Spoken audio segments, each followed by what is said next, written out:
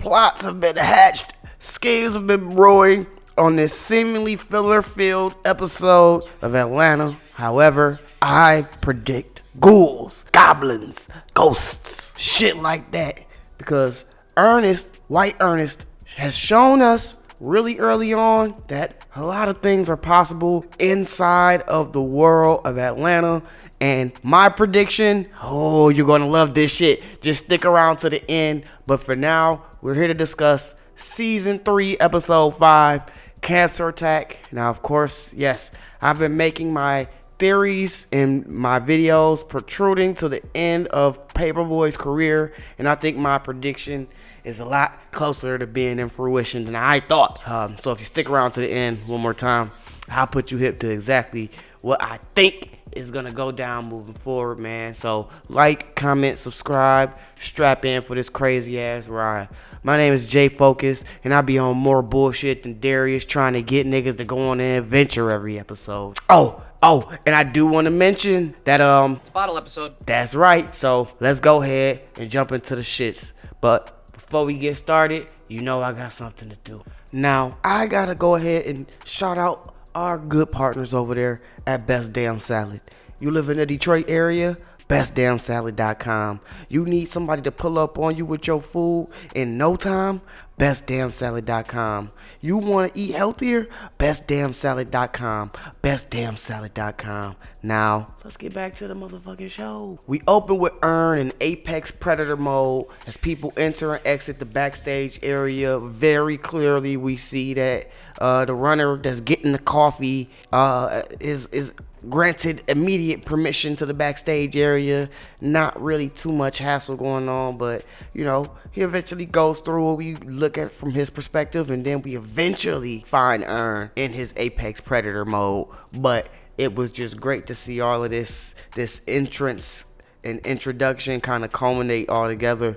It was great. Darius begins to pitch one of his crazy ass side missions, and I think that moment is pivotal. We're gonna talk more because when Sox enters the scene and he asks if they want to go to the strip club, Al and Darius declines, and they start cooking the strippers. No ass, floppy titties, you name it, they say it. And he pretty much calls every strip club in Europe the International House of Pancakes. You know what I'm saying? This, my piehead friends, is one of the theories behind Sox's actions. Now, this is going around Twitter. Everybody's talking about it, I know.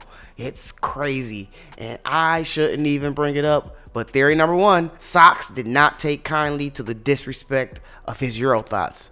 Now, you'll understand why as we continue this, or you've seen the episode already, and you understand that this one is going to be full of spoilers. Now, shortly after, Earn lets Al know that the Make-A-Wish kid is in, another sign of Paperboy's rise to stardom and fame, and proceeds to text Van. He starts it with the what the fuck, and remembers, yo, this ain't my girl, B. She just my BM at this point. You know what I'm saying? So I gotta relax. It's mad green bubbles popping back. I'm obviously on a fucking Android. Anyway, Paperboy flicks it up with the young cancer patient and a bottle of Hennessy White. I don't know if that was Hennessy White or if that was just like a fucking 40 ounce. Like, who drinks 40 ounces in 2022? I don't fucking know. But he even gives it to the kid as he exits. It's not gonna kill his ass, you know.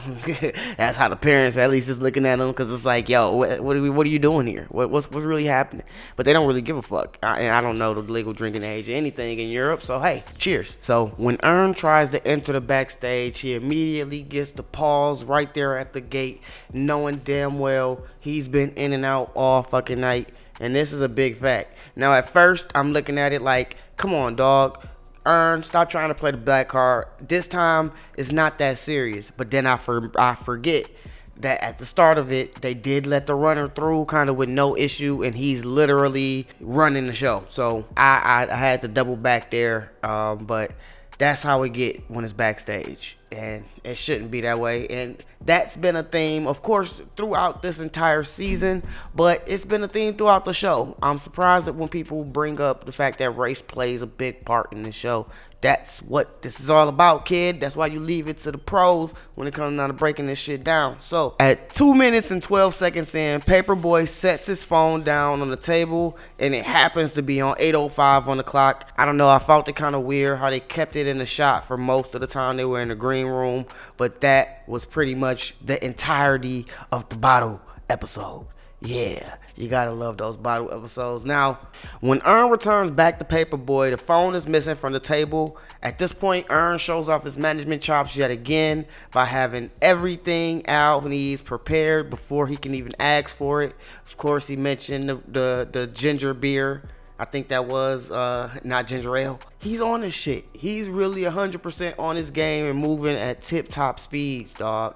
And it seems like Al has started to miss Lil Cuz. And, you know, he asks Earn if he's been all right. And the fact that he's been busy, and Ernest keeps it strictly business with him. And Al seemingly wants a heart-to-heart. To me, he wants a homie-to-homie, cuz-to-cuz, fam-to-fam. And in the earlier seasons, the dynamic was very much reversed, with Al being the more business savvy of the two, focusing on all of the business sides of things and being the busy one. Now Al is just kind of sitting around with nothing to fucking do until it's time to get on stage. Fun fact, yeah, fun facts, pothead fun facts.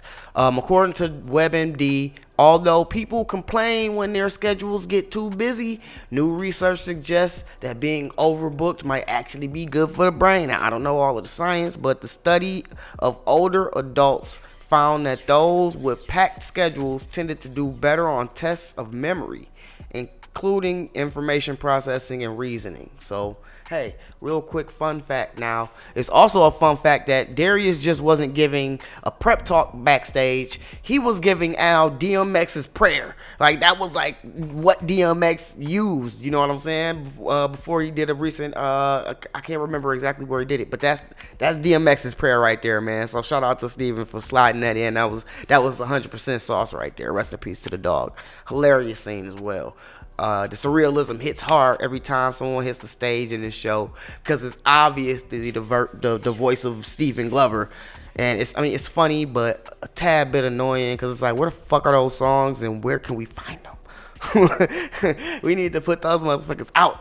Atlanta needs a soundtrack every season. The fuck are you guys doing? At this moment, we meet Wiley, who jumps on stage. We don't know who he is as of yet, but he starts fanboying out and getting the crowd hyped for Paperboy to come on stage.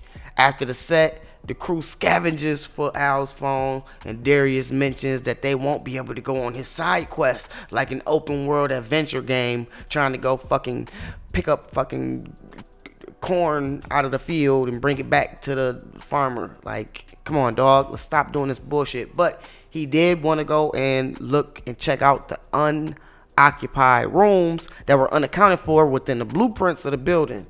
I'm telling you, I'm going to keep bringing it up, and he's going to keep bringing it up throughout this episode. You got to pay attention to it.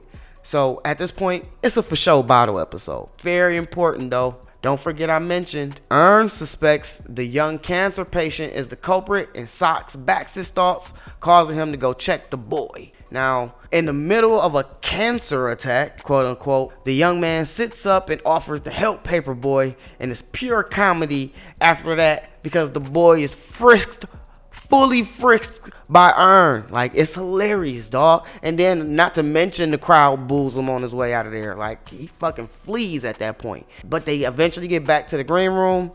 It's damn near midnight on the clock. Earn asks the venue owner about Wiley, and he says that it's his nephew through marriage who applied for a job. At this point, the search for Wiley begins. Now, this is where it kind of starts to get spooky. I really can't wait to really get the chance to break this down. I gotta catch y'all up to where I'm at though, as far as my thinking. So, after finding the man's resume, they contact him, and he begins to get on his goddamn games. He starts the games. Like, this is where it all begins for him.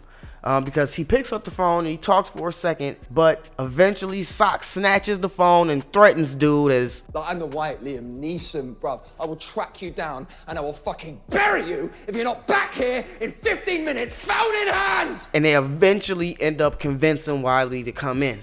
After dropping hints to actually having the phone by quoting lyrics on Box top Chevys, or kissing the thorn on a rose. It's sweet, but it hurts. It'd make you never want to trust anything too beautiful. Yeah. Al knows something's up. At this point, it seems like it's damn near 1 a.m. on the clock. Now, Wiley clocks Earn with a question. You don't have the same accent, you know, the same southern dialect as Paperboy. Were you told as a child you talk white?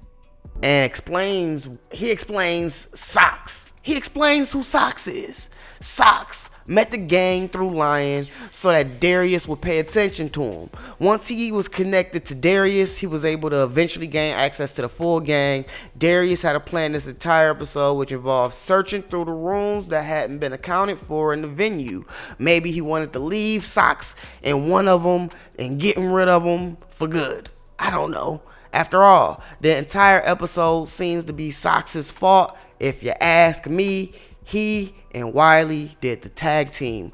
Now, Socks manipulated his way into the gang as a roadie and gaslit the squad into searching for the phone in the first place. Damn near dropped the N-bomb to boot. The cancer of this episode is quite clearly homie named after footwear. And here's the kicker. You guys been waiting for a motherfucking hot take. Oh, here's pothead theory for your ass. So, I think that Socks as well as Wiley are both ghosts. These are quite in fact demons or some sort of entities that have attached themselves to the gang.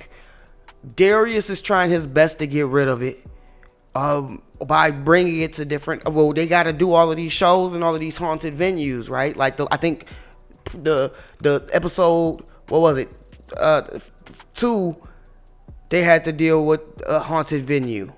So I don't know, maybe that was the play to get rid of them. Maybe this is a fucking battle between Darius and Socks.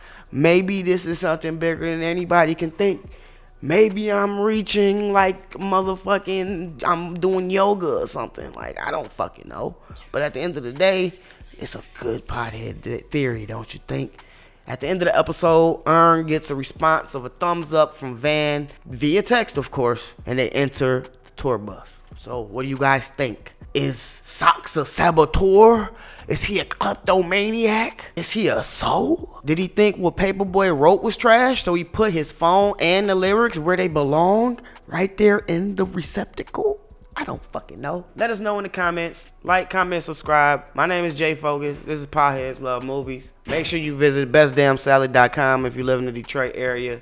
You know they got the best salads. We toss them motherfuckers all the time, man. So, hey, man, this is Jay Focus and Potheads.